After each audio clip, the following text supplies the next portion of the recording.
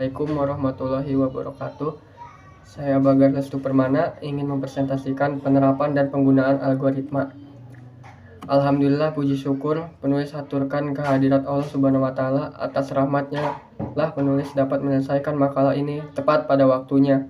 Tak lupa penulis juga menghaturkan terima kasih yang sebesar-besarnya kepada semua pihak yang telah mendukung dan membantu penulis dalam menyelesaikan makalah ini.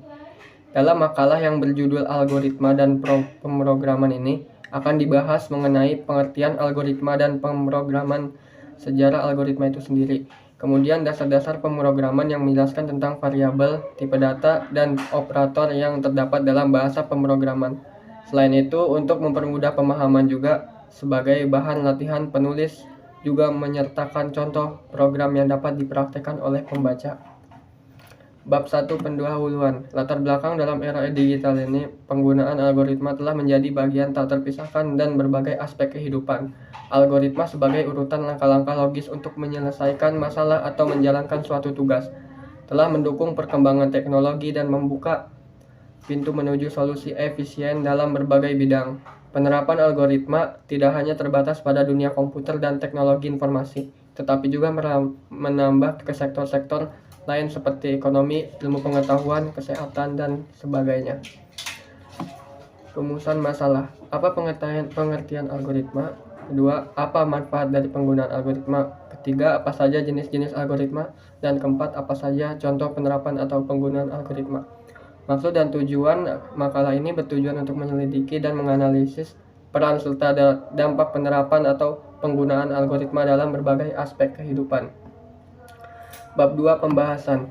Pengertian algoritma. Algoritma pemrograman adalah langkah berurutan dan terstruktur untuk membuat program. Jadi setiap program komputer seperti software, apps, hingga sistem operasi dibangun dari algoritma pemrograman. Ibarat resep, fungsi algoritma pemrograman membantu Anda memecahkan masalah secara logis dan menciptakan program yang efektif. Karena itu, bagi Anda yang ingin menguasai programming, wajib paham apa itu algoritma pemrograman. Tenang, Anda sudah di tempat yang tepat. Kali ini kami ajak Anda mengenal pengertian algoritma pemrograman, fungsinya, hingga contoh algoritma yang bisa Anda pelajari. Manfaat dan penggunaan algoritma. Berikut ini beberapa hal yang menjadi manfaat algoritma di bidang informasi atau komputer. 1. Membantu memecahkan masalah secara logis dan sistematis. Algoritma pun bisa digunakan berkali-kali untuk masalah yang sama. Kedua, algoritma mampu membantu menyederhanakan masalah yang kompleks jadi lebih sederhana. Ketiga, algoritma membantu para programmer untuk mendeteksi kesalahan yang ada dalam pekerjaannya. Keempat, algoritma membantu programmer mudah melakukan modifikasi pada program tanpa merubah keseluruhan program sehingga tidak perlu melakukan pekerjaan dari awal. Dan terakhir, programmer bisa melakukan perubahan pada sistem waktu dan kemudian program pun bisa diupdate agar bisa memperbaiki masalah yang ada. Jenis-jenis algoritma. Setidaknya ada 32 algoritma dalam ilmu komputer. Namun jika dilihat dari fungsinya, hanya ada 6 algoritma dasar, yaitu 1. Rekursi. Sebagai algoritma, rekursi adalah suatu yang akan memanggil dirinya sendiri berulang-ulang hingga masalah dapat diselesaikan dengan benar. Kedua, divide and conquer. Divide and conquer akan membagi masalah besar menjadi masalah kecil. Jenis algoritma ini sendiri sebenarnya terdiri dari dua bagian utama, yaitu memecah masalah menjadi submasalah yang lebih independen dan lebih kecil dari masalah lain yang sejenis. Memecahkan masalah asli setelah dapat menyelesaikan masalah yang lebih kecil secara terpisah. Ketiga, dynamic programming. Dynamic programming akan bekerja dengan mengingat hasil dari proses masa lalu dan juga menggunakannya untuk menemukan hasil baru. Dari penjelasan di atas berarti bahwa dynamic programming memecahkan masalah kompleks dengan memecahnya menjadi banyak submasalah sederhana. Kemudian menyelesaikannya satu persatu, lalu menyimpannya untuk digunakan di masa mendatang. Dan keempat, greedy. Tipe ini dapat digunakan untuk menyelesaikan masalah optimasi. Dalam algoritma ini kita akan menemukan solusi yang lebih optimal secara lokal tanpa mengkhawatirkan konsekuensi yang akan terjadi di masa depan, dan kita dapat menemukan solusi yang lebih optimal secara global. Namun cara ini tidak menjamin Anda bisa mendapatkan solusi yang optimal. Ada 5 komponen yang terdapat dalam algoritma ini, yaitu yang pertama, himpunan kandidat yang solusinya akan dicari, kemudian Kedua, fungsi seleksi terakhir akan membantu memilih kandidat terbaik. Ketiga, fitur kelayakan dapat membantu Anda mengidentifikasi kandidat mana yang dapat digunakan untuk menemukan solusi. Keempat, fungsi tujuan yang mampu memberikan nilai ke solusi yang mungkin atau solusi parsial. Dan yang terakhir, fungsi solusi dapat memberitahu Anda tentang waktu yang diperlukan untuk menemukan solusi untuk masalah tersebut. Kelima, brute force. Konsep dari algoritma ini sebenarnya sangat sederhana selama proses ini. Brute force mengintegrasikan semua solusi yang mungkin untuk menemukan satu atau lebih solusi yang mungkin untuk memecahkan masalah. Keenam, algoritma backtracking.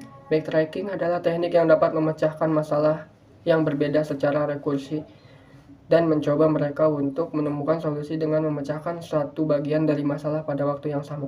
Jika solusi gagal, kita dapat menghapusnya dan kembali mencari solusi lain. Artinya, algoritma ini akan menyelesaikan submasalah, dan jika gagal, maka algoritma akan membatalkan langkah terakhir dan memulai kembali untuk mencari solusi dari masalah tersebut. Contoh penerapan atau penggunaan algoritma. Yang pertama, algoritma mengirim surat. Langkah-langkah atau algoritma mengirim surat: pertama, ketik atau tulis surat. Kedua, siapkan sampul surat atau amplop. Ketiga, masukkan surat ke dalam amplop yang tersedia. Keempat, lem amplop surat dengan baik. Kelima, tuliskan alamat pengirim surat. Jika tidak ingat lebih dahulu, ambil buku alamat dan cari alamat yang dituju, lalu tulis alamat amplop surat. Keenam, beli, tempelkan perangko pada amplop. Dan terakhir, pergi ke kantor pos dan membawa surat untuk diserahkan pada pegawai pos. Kedua, algoritma menghitung luas segitiga. Yang pertama, masukkan nilai alas A dan nilai tinggi segitiga T. Yang kedua, maka untuk menghitung luas digunakan rumus alas dengan tinggi yang ditentukan. Yang ketiga, rumus untuk menghitung luas segitiga yaitu L sama dengan 1/2 A T.